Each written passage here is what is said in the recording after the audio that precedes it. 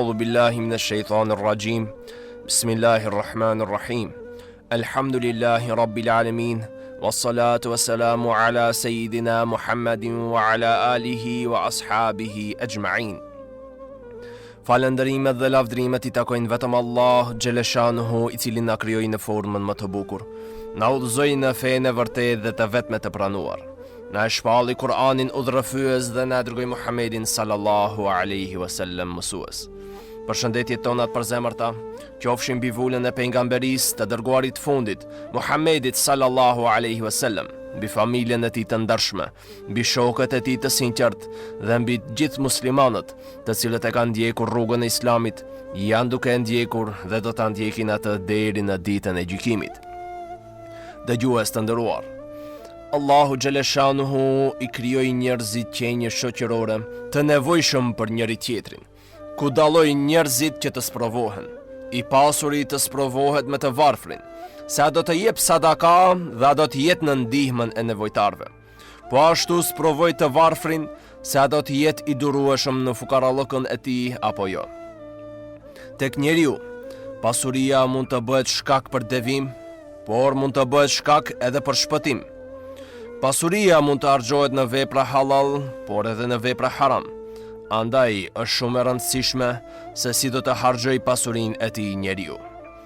Nuk është I rastishëm hadithi të dërguarit ton Muhammedit sallallahu alaihi wasallam, I cili na tregoi se njeriu nuk do të lëviz nga vendi I tij kur të ringjallet në ditën e gjykimit, derisa të jep përgjigje për disa vepra. Një ndër to është edhe pasuria. Kjo na tregohet në hadithin që e transmeton Abu Huraira radiallahu anhu, se pejgamberi sallallahu alaihi wasallam ka thënë: nuk do të lëviz këmba e njeriut ditën e gjykimit, derisa të përgjigjet për 4 gjëra: jetën e tij si e ka kaluar, me diturinë e tij se si ka vepruar, për pasurinë e tij se si e ka fituar dhe ku e ka harxhuar, dhe për rininë e vet si ka vepruar dhe ku e ka kaluar. Këtë hadith e regjistron Imam Tirmidhiu në Sunan me numër 2425 dhe të tjerët. Për këtë arsye, na këshilloi që ta shfrytëzojmë pasurinë gjersa e kemi në duart tona, sepse mund të vijë një ditë kur do të harxhohet, atëherë më nuk kthehet. Do të dëshiroj njeriu të shpërndaj sadaka, por nuk do të mund të kthehet. Në jetë ka pasuri, por edhe varfëri. Kështu që në këshillat e arta të pejgamberit ton sallallahu alaihi wasallam, gjejmë këshillën që të shfrytëzojmë pasurinë para varfërisë. Transmeton Ibn Abbas radiallahu anhu se pejgamberi sallallahu alaihi wasallam ka thënë: shfrytëzo 5 gjëra para se të vinë 5 të tjera. Shfrytëzo rinin para pleqërisë, shëndetin para smundjes, pasurinë para varfërisë, kohën e lirë para sa të preokupohesh me probleme dhe jetën para vdekjes. Pra, një mënyrë që të vonohemi nga dhënia sadakas kur kemi pasuri është humbja asaj pasurie. Por vonimi që është ende më I rëndë është kur të vi çasti I vdekjes, pas së cilit nuk ka më kthim në këtë botë. E në këtë gjendje, në moment kur do t'i merret shpirti njeriu të mëkatar, do të kërkoj të kthehet edhe një herë dhe të jep sadaka. Por kjo do të jetë vonë, sepse nuk ka më kthim. Këtë na ilustron Allahu Xheleshanuhu në Kur'an, në sura Munafikun ajetin 10 dhe 11, ku thot: dhe jepni nga ajo që ne u kemi dhënë juve, para se ndonjërit prej jush t'i vi vdekja, e atëherë të thot: o Zoti im, përse nuk më shtyve dhe pak afatin e vdekjes, që të jepja lëmosh e të bëhesha prej të mirëve. Por Allahu kurse si askënd nuk e shtyn për më vonë, kur ati t'i vi afati vet. Allahu hollësisht është I njohur me atë që ju punoni. Në ndërlidhje me këtë ajet, mund të përmendim edhe hadithin tjetër, ku pejgamberi sallallahu alaihi wasallam ka thënë: një dirhem që jepet sadaka kur je I shëndetshëm është më I vlefshëm se 100 dirhem që jepen sadaka kur je duke vdekur. Gjithashtu transmeton Abu Huraira radiallahu anhu, I cili thot: një burr shkoi te pejgamberi alayhi salam dhe I tha: o I dërguari I Allahut, cila sadaka është më e mira? Ai tha: është ajo të cilën ti e jep kur je I shëndosh. Do shtrënguar, i friksuar nga varfëria dhe kur e dëshiron pasurinë. Mos e vono sadakan deri kur të afrohet vdekja e pastaj të thuash jepni filanit kaq e filanit aq. Prandaj, që mos presim këtë çast kur nuk mund të kthehemi më, duhet që tash të fillojmë të punojmë për gjëra që më vonë ndoshta do të pendohemi sepse nuk i kemi realizuar. Njeriu që ka dhënë sadaka në këtë botë, në botën tjetër kur do të sheh se sa shpërblim ka pasur nga dhënia sadaka, do të kishte dëshiruar që të kthehet prapë në këtë botë që të jap gjithë pasurinë. Po ashtu, do të pendohet edhe ai që nuk ka dhënë as pak, sepse do të sheh se sa pesh ka pasur lëmosha. Allahu xhaleshanuhu çdo lëmosh do ta shumëfishoj, sepse është prej veprave të cilat i merr vetë Zoti. Në këtë kuptim, është edhe ajeti kuranor, ku thot Zoti në ajetin 245 të surës Bekara, Bismillahirrahmanirrahim, Men dha alladhi yuqridu Allaha qardan hasanan fayudha'ifahu lahu ad'afan kathira. Kush është ai që i huazon Allahut një hua të mirë, e ai që ashtoj atij shumë fish atë. Kështu thot edhe në surën Hadid, në ajetin 18, se s'ka dyshim se ata që japin lëmosh dhe sinqerisht japin për hir të Allahut, atyre u shumëfishohet dhe ata kanë shpërblim të madh. Allahu xhaleshanuhu, përpos që shumëfishon shpërblimin ndaj atij që jep, ai gjithashtu i jep dhe ja shton të mirat edhe në këtë botë, edhe pse njeriu nuk e kupton. Transmeton Ebu Hurajra radiallahu anhu se pejgamberi sallallahu alaihi wasallam ka thënë Allahu xhaleshanuhu, o biri Ademit, jep që të jap edhe unë ty. Po ashtu, për atë që jep dhe shpërndan në rrugt të Allahut, do të luten melekët që Zoti t'u ashtoj pasurinë dhe t'i jepet mirësi, kurse Zoti nuk e refuzon lutjen e melekëve. Transmeton Ebu Hurajra radiallahu anhu se pejgamberi sallallahu alaihi wasallam ka thënë, për çdo ditë që zgjohen njerëzit, 2 melek zbresin nga qielli dhe luten. Njëri prej tyre thot, o Allah, jepi atij që shpërndan sadaka. Kurse tjetri thot, o Allah, shkatroja pasunin atij që nuk jep nga pasuria e vet. Përpos këtyre mirësive të shumta, sadakaja e mbron personin edhe nga fatkeqësi dhe të ligat. Këtë shpesh e dëgjojmë edhe në mesin e njerëzve, të cilët kur dëgjojnë për ndonjë person i cili ka pasur ndonjë fatkeqësi dhe kalon me lëndime të vogla, apo kur shpëton dikush prej ndonjë fatkeqësie, njerëzit thonë, pas ka dhënë sadaka, apo e ka ruajtur sadakaja. Pra është e vërtetë se sadakaja mbron prej fatkeqësive, kurse këtë do ta dëshmojmë edhe me hadithet pejgamberit sallallahu alaihi wasallam, ku transmeton Haseni radiallahu anhu se pejgamberi sallallahu alaihi wasallam ka thënë, mbrojeni pasunin tuaj me zekat, shëroni të sëmurët tuaj me sadaka, ndërsa valët e fatkeqësive pritni me dua. Në këtë kontekst janë edhe disa hadithe, si hadithi ku pejgamberi sallallahu alaihi wasallam ka thënë, shpejtoni të jepni sadaka, sepse belaja nuk del dot para sadakas. Gjithashtu, pejgamberi sallallahu alaihi wasallam ka thënë, nxitoni në dhënien sadakas, sepse ajo pengon fatkeqësitë. Transmeton Amr bin Aufi radiallahu anhu se pejgamberi alayhis salam ka thënë, sadakaja që jep muslimani i ashton jetën dhe pengon vdekjen e keqe, dhe Allahu me të largon kryelartësinë dhe mendjemadhësinë. Ne e dim se çdo ibadet është mënyrë për t'u pastruar edhe nga mëkatet, përpos që është për të ngritur nivelin tonë shpirtëror. Edhe sadakaja është prej metodave më të mira për të pastruar mëkatet tona, saqë edhe të parët tanë të mirë, të cilët kur kanë kryer ndonjë mëkat, kanë shpejtuar të japin sadaka, sepse kështu ka urdhëruar feja në për shumë tekste sheriatike. Për këtë çështje, do të ndërlidhemi me hadithin që e transmeton Muadh bin Xhebeli radiallahu anhu, se pejgamberi sallallahu alaihi wasallam ka thënë, sadakaja i fshin mëkatet siç e fik uji zjarin. Është kështu, sepse në ajete kuranore dhe hadithe na bëhet e qartë se Zoti i fshin mëkatet, nëse pas tyre veprojmë ndonjë punë të mirë. Ndër punët më të mira që mund të bëjmë për të fshirë mëkatin ton është dhënia sadaka. Sadakaja, siç është pastrues i mëkateve, është edhe mbrojtje nga zjarri i xhehenemit dhe dënimi i Zotit, sepse përmes saj shuhet hidhrimi i tij. Këtë person Zoti e largon prej xhehenemit dhe afron ka kënaqësia e tij dhe xheneti. Transmeton Abdullah bin Amr al-Asi radiallahu anhu se pejgamberi sallallahu alaihi wasallam ka thënë: kush e ushqen dhe i jep ujë një vëllait të tij derisa të ngopet, Allahu do ta largoj atë nga zjarri i xhehenemit 70 hendeke, ndërsa ndërmjet çdo hendeku është distanca sa 500 vjet. Sa distancë largët në mes njeriu dhe xhehenemit vetëm për shkak të ngopjes me bukë dhe ujë të një njeriu në nevojë. Po të bëjmë llogarinë e kësaj distance, do të shohim se na del një largësi prej 35.000 viteve ecje në këmbë. Kaq larg është dhënësi sadakas prej zjarrit të xhehenemit. Nga ky hadith e shohim se nuk është e rëndësishme se sa jep njeriu. E rëndësishme është një njeriu të jep diçka prej mirësive që i ka dhënë Zoti atij. Në hadithin tjetër, shohim që i dërguari i Zotit kërkon të mbrohemi nga zjarri, qoftë edhe me dhënien sadaka të një kokër hurme. Transmeton Adi bin Hatim se pejgamberi sallallahu alaihi wasallam ka thënë: ruajuni nga zjarri, qoftë edhe me dhënien sadaka të një hurme. E nëse nuk e gjeni edhe atë, atëherë me një fjalë të mirë.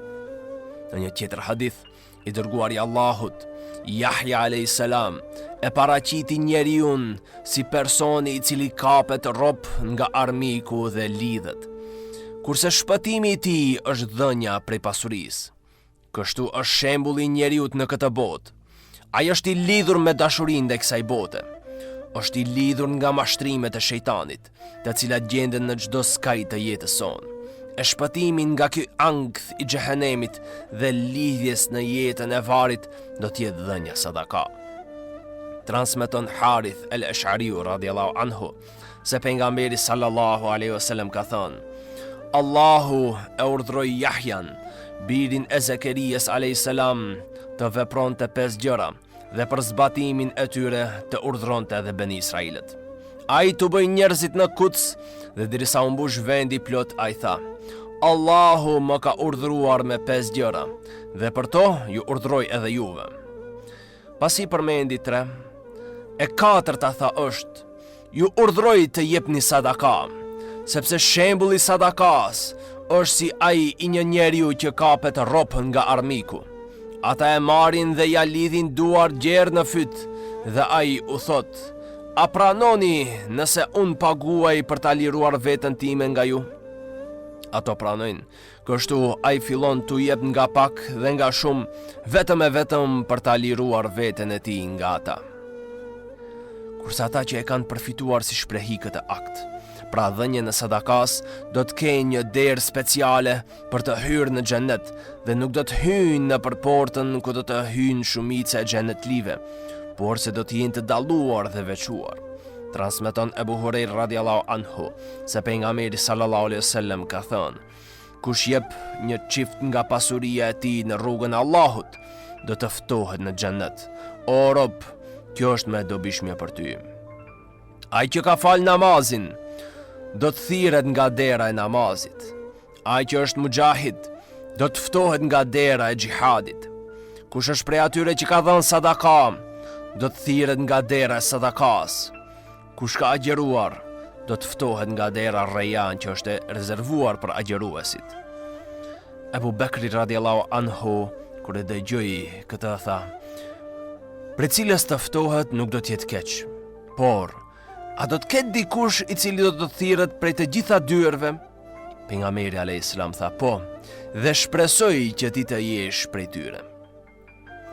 Allahu na bëft prej tyre, të cilët do të thirren në xhennet në për këto dyert të veçanta, të cilën nder nuk do ta kenë çdo kush prej muslimanëve, por se vetëm ata që kanë qenë të përkushtuar ndaj këtyre ibadeteve. Jo rastisht, pejgamberi sallallahu alaihi wasallam e lejoi zilin ndaj atyre që japin sadaka, sepse me të vërtetë në botën tjetër do të jenë për t'u marrë për lakmi. Transmeton Abdullah ibn Omer radiallahu anhu se pejgamberi sallallahu alaihi wasallam ka thënë: nuk ka zili përpos ndaj 2 personave. Një njeriu të cilit Allahu i ka dhënë pasuri, e ai shpërndan atë ditën dhe natën, dhe ndaj një personi që Zoti ja ka dhënë Kur'anin e ai e lexon atë ditën dhe natën. Lakmi është të merret sadakadhënësi dhe sadakaja, sepse është prej veprave që e përcjellin me shpërblime njeriu edhe pas vdekjes. Njeriu ndërton diçka që t'u shërbej njerëzve.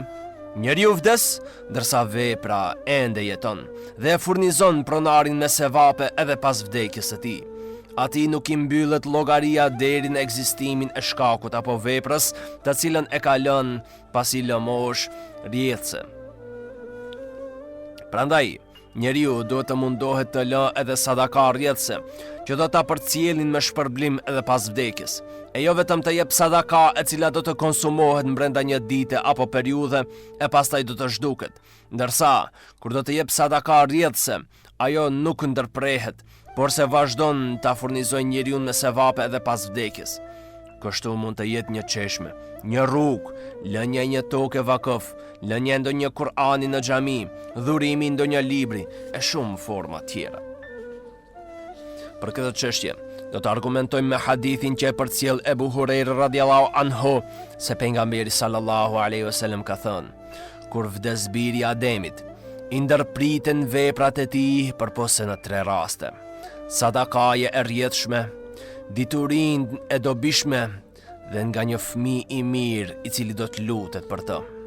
Më pas transmeton Saad bin Ubade radhiyallahu anhu, i cili thot se ka pyetur pejgamberin sallallahu alaihi wasallam: o i dërguari i Allahut, më ka vdekur nëna, cila sadaka është më e mirë për të?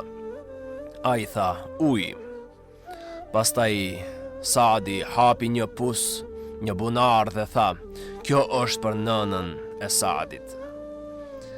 Në këtë lloj të sadakas, njeriu të vazhdojnë t'i vinë sevapet edhe kur është duke qëndruar, edhe kur është duke vepruar.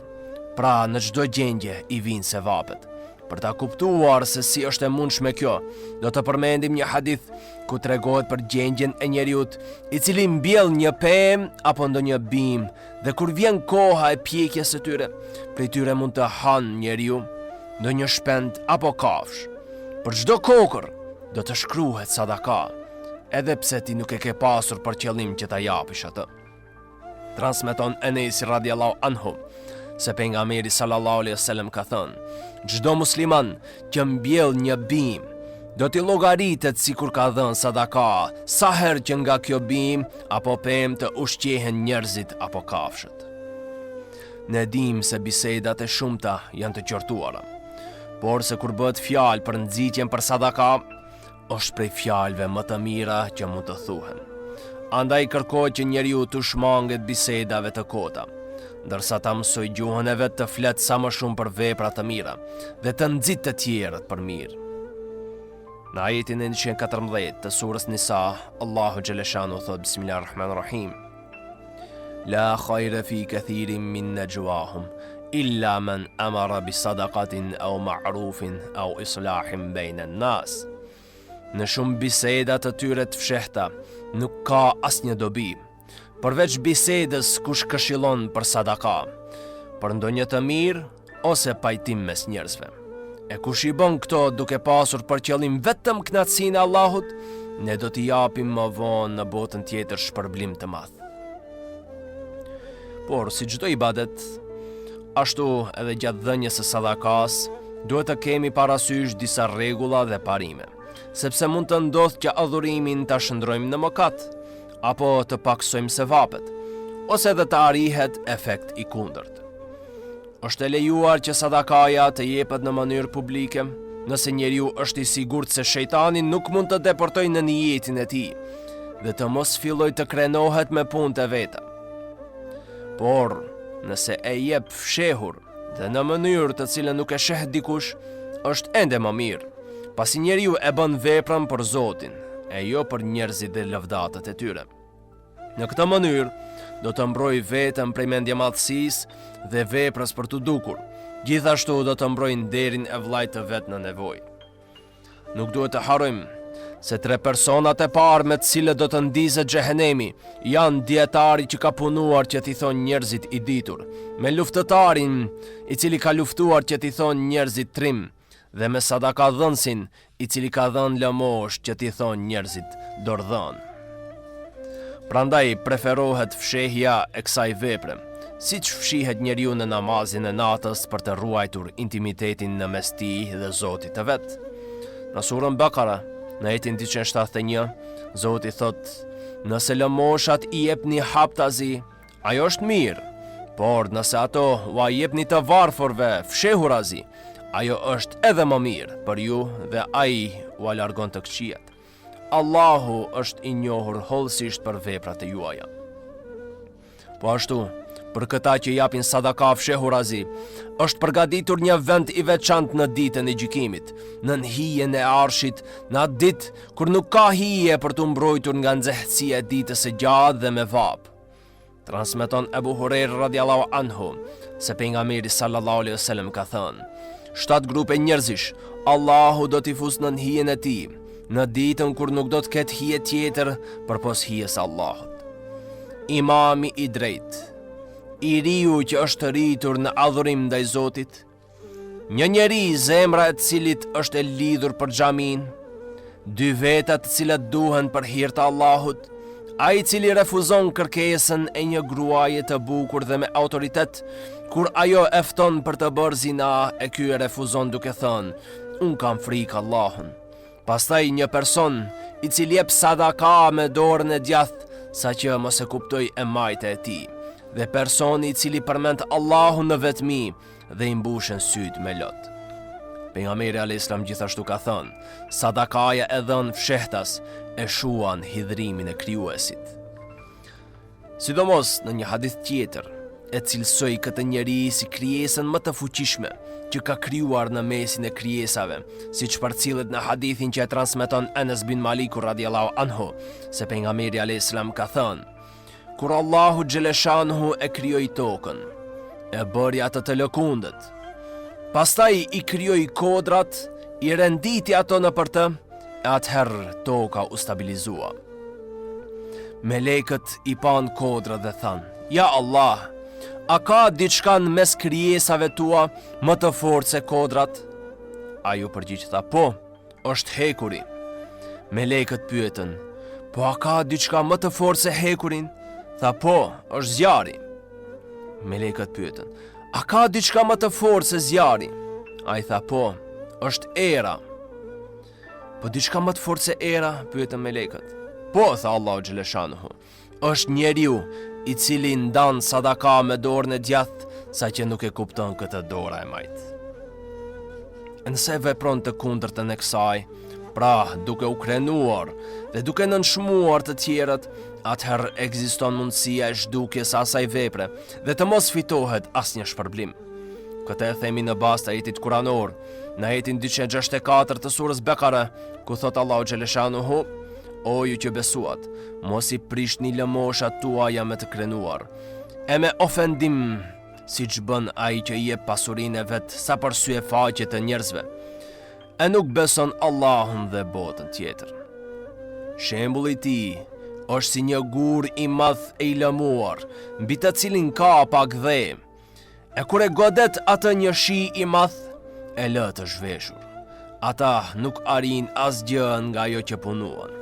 Allahu nuk udhëzon popullin pabesimtar. Po ashtu, duhet të kemi kujdes të mos e ofendojmë atë që i japim diçka, sepse disa njerëz kur i japin dikujt lëmosh, i thon fjalë të ulta, apo i thon se unë të mbaj ty, ose t'ja përmend para njerëzve tjerë se i ka dhënë sadaka, si dhe çdo formë përmes së cilës do të mund të nënshmohet apo përbuzet i varfri apo nevojtari.